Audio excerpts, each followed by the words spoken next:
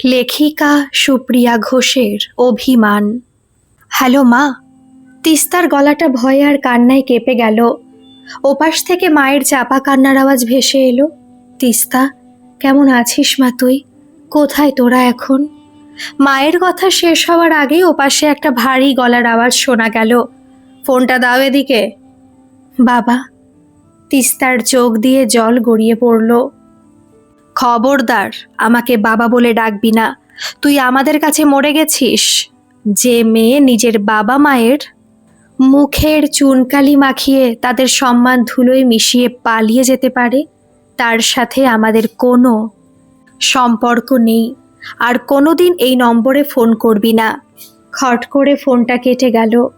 তিস্তার নিজেকে সামলাতে পারল না, বিছানায় পড়ে কাঁদতে লাগলো। পিছন থেকে নিলয় এসে তিস্তার কাঁধে হাত রাখলো। কি হলো তিস্তা?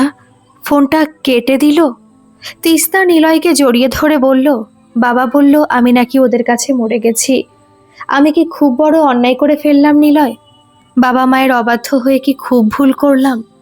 নিলয় তিস্তার মাথায় হাত বুলিয়ে শান্ত গলায় বলল, দেখো তিস্তা, তুমি তো কোনো খারাপ কাজ করনি। তুমি তোমার ভালোবাসার মানুষের জন্য ঘর ছেড়েছো। হ্যাঁ, ওনারা এখন রেগে আছেন, তাই ওরকম বলছেন। আস্তে আস্তে ঠিক সব স্বাভাবিক হয়ে যাবে। তুমি একদম মন খারাপ করো না। আমি আর আমার পরিবার তো আছি। তোমাকে সব দিক দিয়ে খুশি রাখার চেষ্টা করব আমরা। তিস্তা চোখের জল মুছে বলল, জানি গো, তোমরা সবাই আমাকে কত ভালোবাসো, কিন্তু তাও বাবা মায়ের কথা মনে পড়লে বুকটা ফেটে যায়। এরপর থেকে বেশ কয়েকদিন কেটে গেছে। নিলয়ের বাড়িতে তিস্তার কোনো অযত্ন হয় না। বিশেষ করে নিলয়ের মা সঞ্জনা দেবী তিস্তাকে একেবারে নিজের মেয়ের মতো আগলে রাখেন।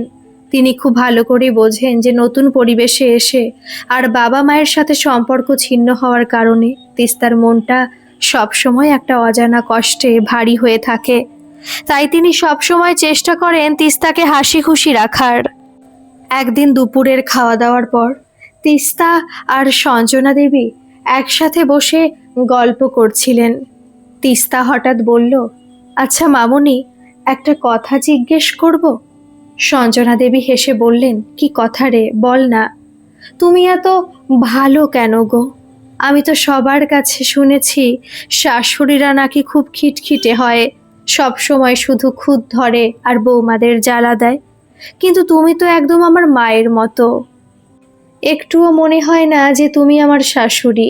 সঞ্জনা দেবী তিস্তাকে বললেন, পাগলি মেয়ে, আমার তো কোনো মেয়ে নেই, জানিসই তো। নিলয় আমার একটাই ছেলে, তাই যেদিন তুই এ বাড়িতে বউ হয়ে এসেছিস আমি তো তোকে নিজের মেয়ে হিসেবেই মেনে নিয়েছি। আর শোন, এই শাশুড়ি আর বৌমা বলে আলাদা করে কিছু হয় না রে, সবটাই নির্ভর করে মানসিকতার উপর।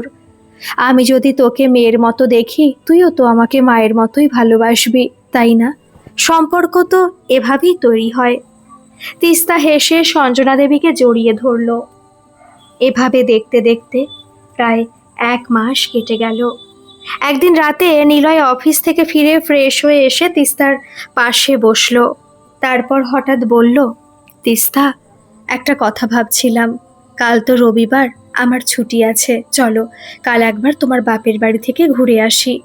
তিস্তা চমকে উঠে বলল, কি বলছো কি তুমি, কেন? নিলয় শান্ত গলায় বলল, কেন আবার?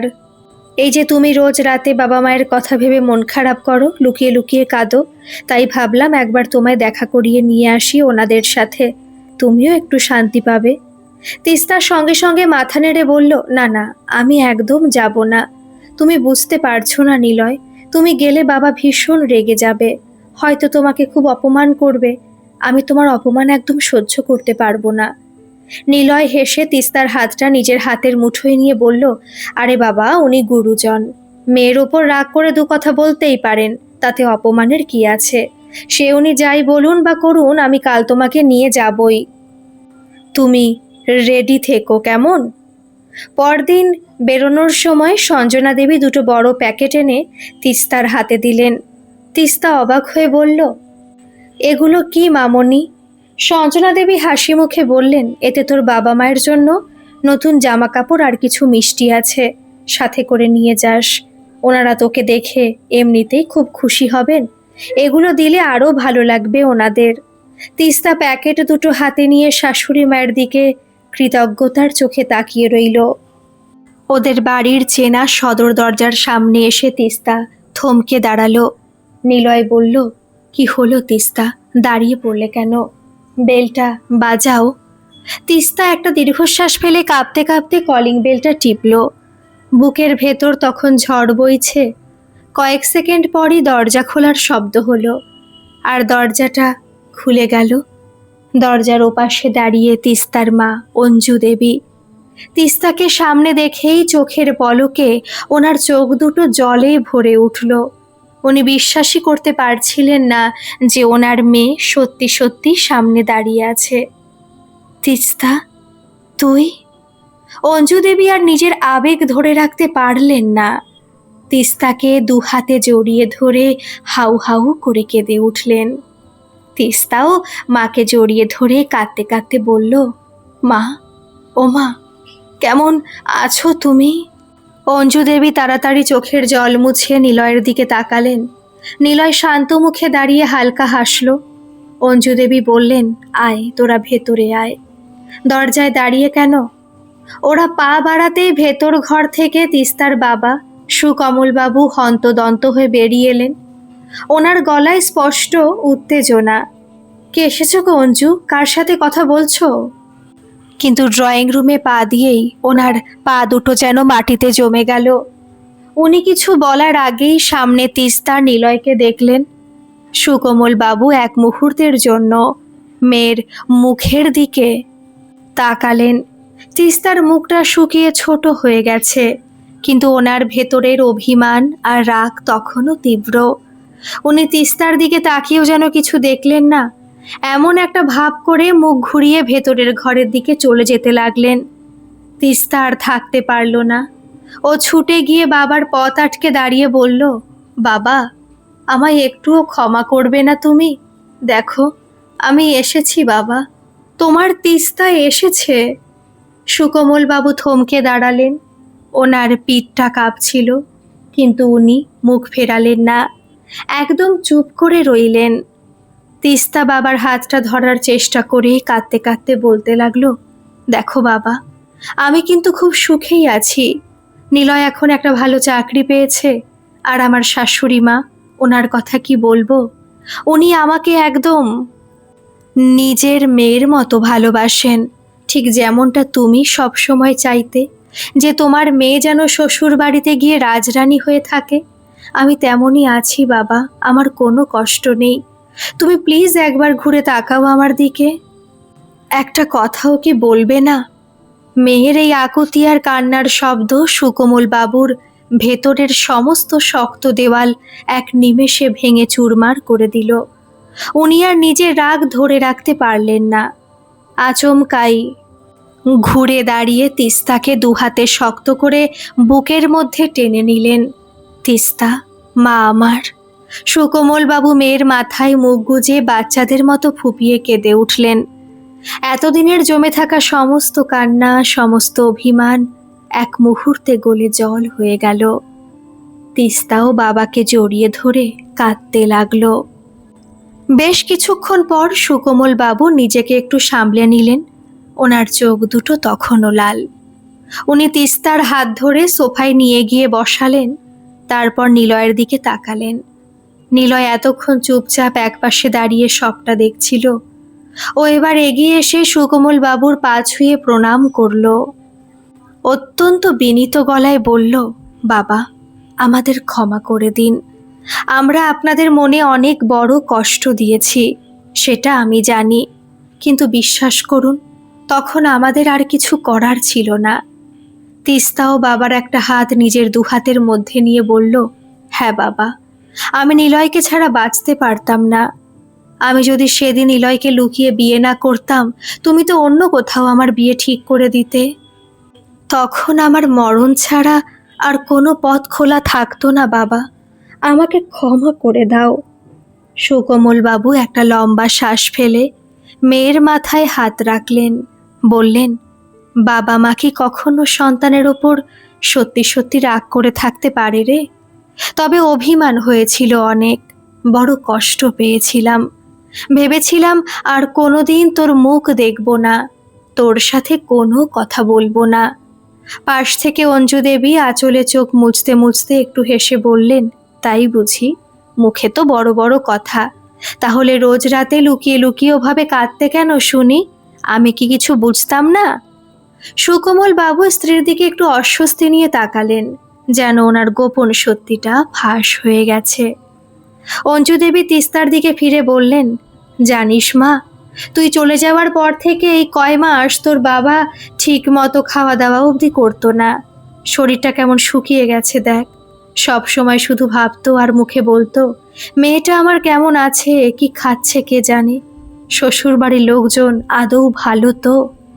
তিস্তা বাবার চোখের দিকে তাকিয়ে বলল, আমি খুব ভালো আছি মা।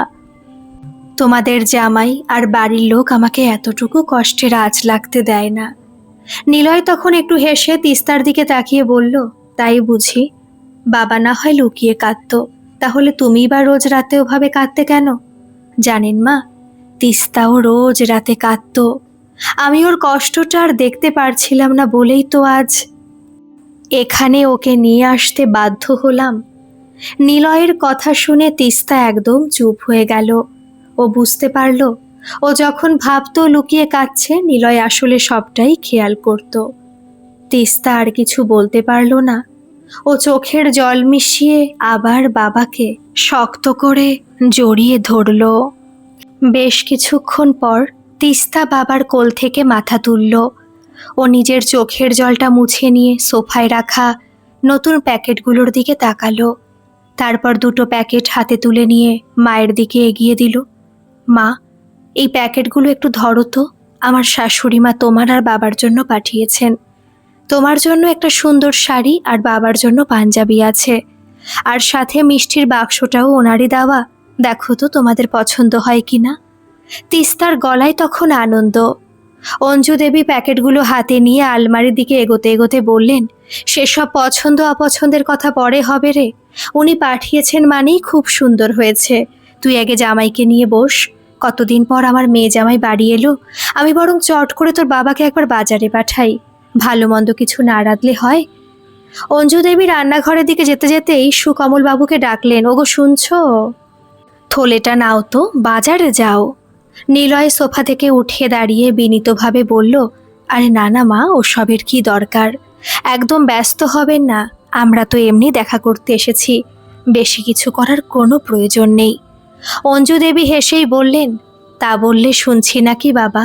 জামাই প্রথমবার শ্বশুর বাড়িতে এলে একটু আদর আপ্যায়ন করতে হয় না? তুমি একদম ওসব নিয়ে ভেবো না।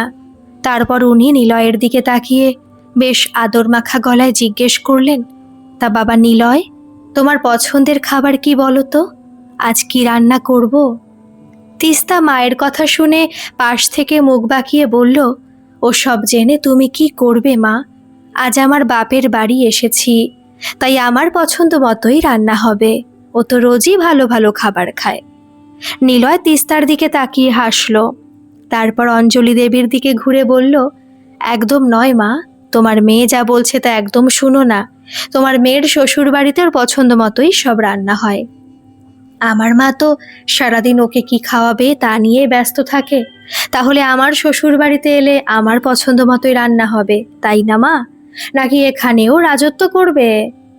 নিলয়ের এই রসিকতা শুনে ড্রয়িং রুমে এক ঝটকায় সব গম্ভীর ভাব কেটে গেল। সুকোমল বাবু আর অঞ্জু দেবী দুজনেই একসাথে হেসে উঠলেন। তিস্তা নিলয়ের দিকে চোখ পাকিয়ে তাকিয়েও হেসে ফেলল।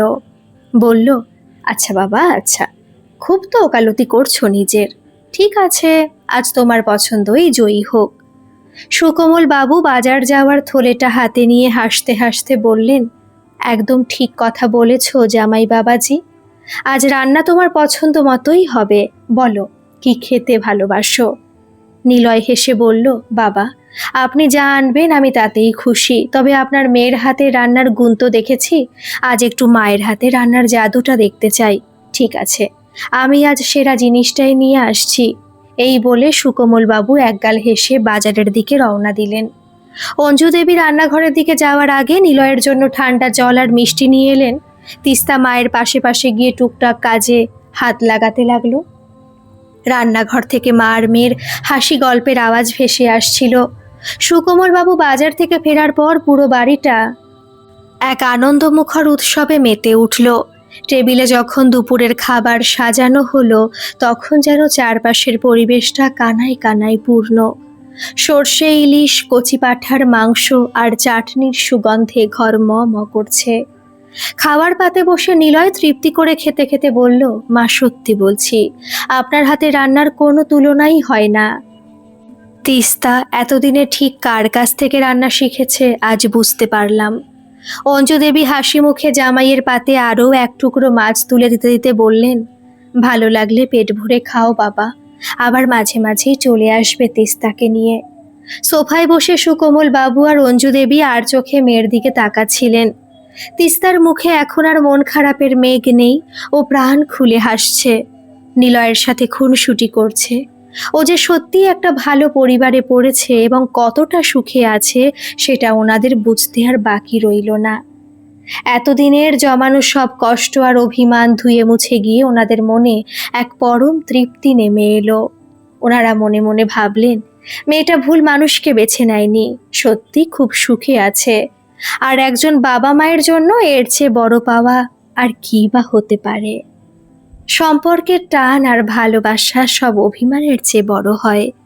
সন্তানদের ভুলভ্রান্তি বাবা মা যেমন একসময় বুক দিয়ে ক্ষমা করে দেন, তেমনি শ্বশুর বাড়িকে নিজের বাড়ি ভেবে আপন করে নিলে শাশুড়িও মা হয়ে উঠতে পারেন। সবটাই আসলে একে অপরের প্রতি ভালোবাসার ওপর নির্ভর করে। আজকের এই গল্পটি আপনাদের কেমন লাগলো অবশ্যই কিন্তু কমেন্ট করে জানাবেন। আর ভালো লাগলে একটা সাবস্ক্রাইব করে আমার পাশে থাকবেন। আর হ্যাঁ, পাশে থাকা নোটিফিকেশনের বেল আইকনটি একটু প্রেস করে দেবেন, কারণ যখনই আমি গল্প আপলোড করব আপনাদের কাছে নোটিফিকেশন চলে যাবে। ধন্যবাদ।